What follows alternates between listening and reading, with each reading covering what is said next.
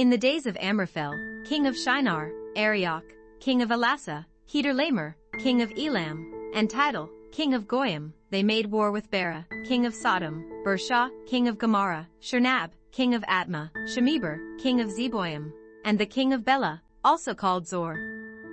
All these joined together in the valley of Siddim, also called the Salt Sea. They served Kedorlaomer for 12 years, and in the 13th year they rebelled. In the 14th year Kedorlaomer came, and the kings who were with him, and struck the Rephaim in Ashtaroth Karnaim, the Zuzim in Ham, the Emim in Shaph Kiriathaim, and the Horites in their Mount Seir, to El Paran, which is by the wilderness. They returned and came to En Mishpat, also called Kadesh, and struck all the country of the Amalekites, and also the Amorites, that lived in Hazazon Tamar. The king of Sodom, and the king of Gomorrah, the king of Admah, the king of Zeboim, and the king of Bela, also called Zor, went out, and they set the battle in array against them in the valley of Siddim against Kedorlaomer king of Elam, Tidal king of Goyim, Amraphel king of Shinar, and Arioch king of Elasa, for kings against the 5. Now the valley of Siddim was full of tar pits, and the kings of Sodom and Gomorrah fled, and some fell there. Those who remained fled to the hills. They took all the goods of Sodom and Gomorrah, and all their food, and went their way. They took Lot, Abram's brother's son, who lived in Sodom, and his goods, and departed. One who had escaped came and told Abram, the Hebrew. At that time, he lived by the oaks of Mamre, the Amorite, brother of Eshcol, and brother of Aner. They were allies of Abram.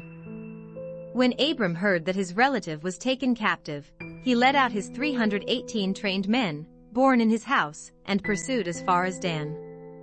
He divided himself against them by night, he and his servants, and struck them, and pursued them to Hobah, which is on the left hand of Damascus.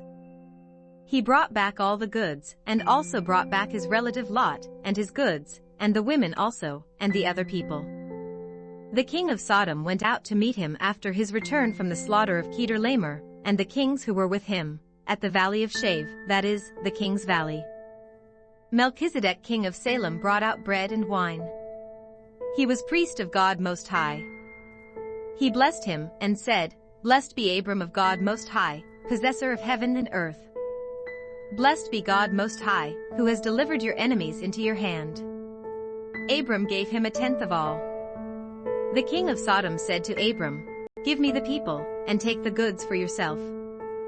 Abram said to the king of Sodom, I have lifted up my hand to Yahweh, God Most High, possessor of heaven and earth, that I will not take a thread nor a sandal strap nor anything that is yours, lest you should say, I have made Abram rich.